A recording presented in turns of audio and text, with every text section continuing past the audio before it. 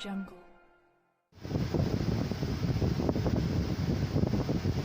नमस्कार, मैं हूं मुरारी पांडे। आप देख रहे हैं मुंबई समय न्यूज और इस वक्त मेरे साथ मौजूद है मुंबई के खैरानी रोड अहले हदीस मस्जिद के मौलाना जनाब आतिफ सनावली साहब। आइए जानते हैं वसीम रिजवी के द्वारा कुरान शरीफ की जो 26 आयतों को निकालने को लेकर सुप्रीम कोर्ट में जो याचिका दायर की है उस विषय पे मौलाना साहब आपका क्या कहना है? सबसे पहले मैं आपका धन्यवाद करता हूं कि आपने इसके लिए हमें समय दिया। मैं वसीम रिजवी ने कुरान करीम की 26 आयत को सुप्रीम कोर्ट में जो रिमूव करने का पिटीशन दायर किया, सबसे पहले उसकी मुखालफत करता हूं, उसका कंडम करता हूं, उसकी मजम्मत करता हूं।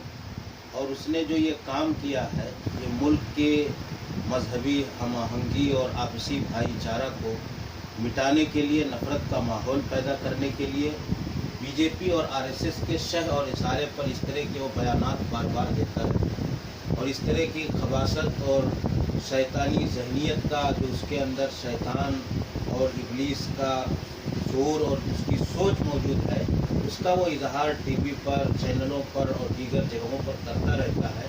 तो इसलिए सबसे पहले उसकी इस बात की मजम्मत की जानी चाहिए और मैं बड़ी ही वजाहत के साथ उसके इस अमल और किरदार की मजम्मत करता हूँ, उसका कंडम करता हूँ और मुखालफत भी करता हूँ कि उसकी इस बात की कोई हैसियत नहीं। पहली फुर्सत में हमारी मिली तंजीमों ने, हमारे मुल्क के बड़े बड़े दानिश्वरान और उलमा ने, हमारे अइम्मा ने और मसाजिद और तमाम दीनी तंजीमों के सरबराहान ने उसकी पुरजोर मुखालफत की है। हम उनकी तारीफ करते हैं और ये बताना चाहते हैं कि उसने सुप्रीम कोर्ट में जो भी दाखिल किया है, हम सुप्रीम कोर्ट में तो उसके इस पिटीशन के खिलाफ लड़ेंगे ही और लड़ना भी चाहिए। हमारी तंजीमों को अदालत का, क्योंकि उसने अदालत का सहारा लिया है, तो अदालत में जाकर के उसके खिलाफ बात करनी चाहिए।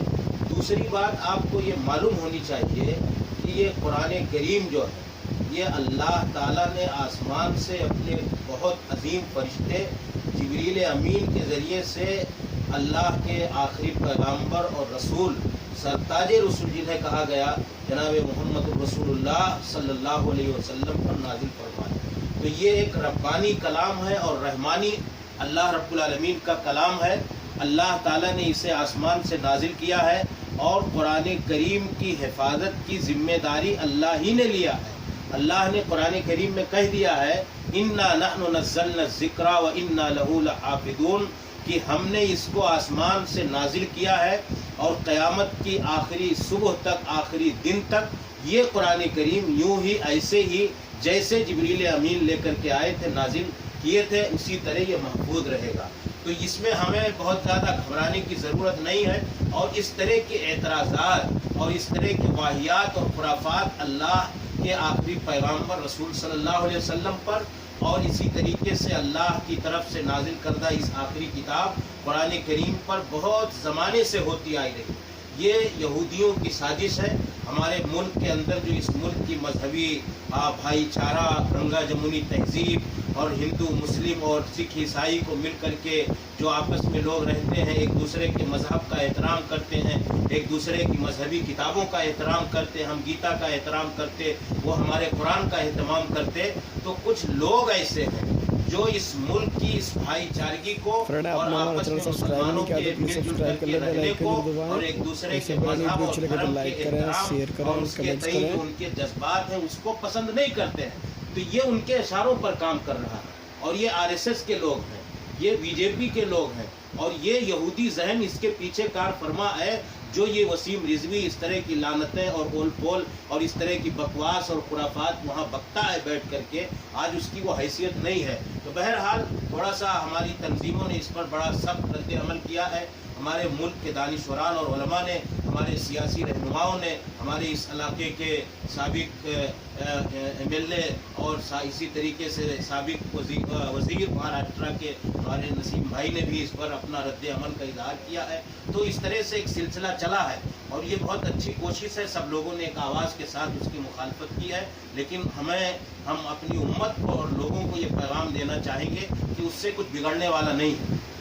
اس سے قرآن کریم پر کوئی حرف آنے والا نہیں. کچھ قرآن کریم کیونکہ یہ اللہ کا کلام ہے, اللہ نے نازل کر دیا ہے, سینوں میں محفوظ ہے. پورے ملک کے قرآن جلا کر کے رکھ دیے جائیں, ریموو کر دیے جائیں, تو دنیا کے کتنے ہزاروں لاکھوں لوگوں کے دلوں میں یہ قرآن کریم محفوظ ہے اور زیر زبر کے ساتھ محفوظ ہے, اور اللہ تعالیٰ نے آسمان سے نازل کیا ہے. تو اس میں ریموو کرنے کا, اور جہاں تک جو اس نے اعتراض کیا ہے کہ اس میں دہشت گردی کی تعلیم دی جاتی ہے اور جہاد کی تعلیم دی جاتی ہے اور انسانیت اور مانوتا کے خلاف بات کی جاتی ہے, تو اس میں بھی اس نے بہت بڑی غلط بات کہی ہے.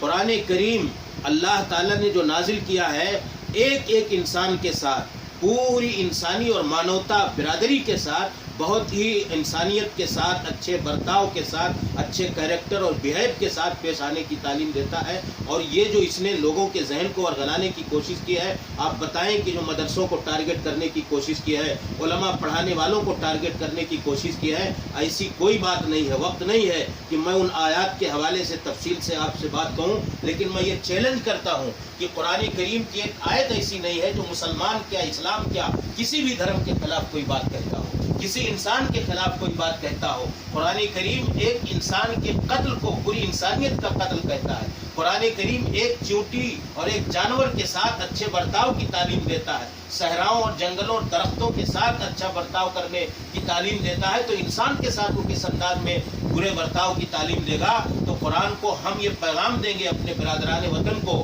آپ کے دیکھنے والے ویورز اور ان بھائیوں کو, کہ آپ قرآن پڑھیں. جس دھرم کے آپ ماننے والے ہیں, جس زبان میں, شاید دنیا کی کوئی زبان نہ ہو جس میں قرآن کریم کا ترجمہ نہ ہو. اگر اس میں غلط ہوتا تو ہم مراٹھی میں اس کا ترجمہ نہیں کرتے, اگر اس میں غلط ہوتا تو ہم انگریزی زبان میں اس کا ترجمہ نہیں کرتے. مسلمان صرف عربی زبان جان کر کے اس کو اپنے پاس رکھتے, تو مسلمان اس کے ترجمے کر کے پوری دنیا میں اس کی زبان کو پھیلاتے ہیں. تو میں اپنے بھائیوں سے, ملک کے مسلمانوں سے یہ کہوں گا کہ آپ لوگ اس قرآن کو پڑھیے اور پڑھنے کے ساتھ ساتھ اس کو سمجھنے کی کوشش کیجیے, اور جو اس نے اعتراض کیا ہے اس کو خود علماء سے سمجھیے کہ کیا درست ہے. اور اپنے مسلمان بھائیوں سے کہوں گا کہ اس نے جو اعتراض کیا ہے تو آپ کو جگایا ہے کہ آپ سوچو کہ قرآن کے ساتھ ہمارا رشتہ کیا ہے. خالی اعتراض کے جواب میں ہم رد عمل کا اظہار کریں, کیا ہم قرآن پڑھتے ہیں, کیا ہم قرآن پر سچا ایمان رکھتے ہیں, کیا ہم قرآن کی تعلیمات پر عمل کرتے ہیں, کیا ہم قرآن کی بات لوگوں تک پہنچاتے ہیں. تو یہ ہماری کمزوری ہے کہ آپ جیسے لوگوں تک ہمیں جو قرآن کا پیغام پہنچانا چاہیے تھا, قرآن کی تعلیمات پہنچانی چاہیے تھی, اپنے عمل میں ہمیں قرآن کو نافذ کرنا چاہیے تھا, وہ ہماری زندگیوں میں نہیں ہے. رسول اکرم کے بارے میں مائی عائشہ سے پوچھا گیا کہ اللہ کے نبی صلی اللہ علیہ وسلم کیسے تھے, تو انہوں نے جواب دیا تھا کہ آپ پورا قرآن کریم کی مجسم تصویر تھے, آپ کے عمل میں پورا قرآن کریم نظر آتا تھا زندگی میں, تو آپ کے برتاؤ میں قرآن کریم تھا. مسلمانوں کو سمجھنا چاہیے. اللہ ہم سب کو صحیح سمجھ کی توفیق دے, اور اس وسیم رضوی کو صحیح سمجھ کی توفیق دے, اور ملک کے عدلیہ کو صحیح اور سنجیدہ نظریے کے ساتھ کام کرنے کی سوچ کے ساتھ انہیں آگے بڑھنے کی توفیق دے. اور جو ہم لوگوں نے اس پر رد عمل کا اظہار کیا, اس رد عمل کو اللہ قبول فرمائے, اور ملک کے ایوان اور عدالت عظمیٰ تک یہ بات پہنچنی چاہیے کہ ملک کا پورا مسلمان اس کے اس لعنتی بیان سے اور اس کے اس غلط بیان سے بہت زیادہ نالا ہے اور بہت زیادہ غصے میں ہے, اور ملک کی جو اس تہذیب اور گنگا جمنی وراثت کو ختم کرنے والے لوگ ہیں ان کے خلاف بھی ہمیں کام کرنا چاہیے. یہ تھے عاطف ثناء علی, جو مولانا ہے کھیدانی روڈ کے اہل حدیث مسجد کے, جنہوں نے اپنی بات یہاں پر رکھی. اس بات سے یہ یقین ہو گیا کہ وسیم رضوی کی اس حرکت سے سمپورن مسلم سماج میں روष ویاپت ہے. میرے سہیوگی کیمرہ مین اقبال خان کے ساتھ میں مراری پانڈے, ممبئی سمے نیوز.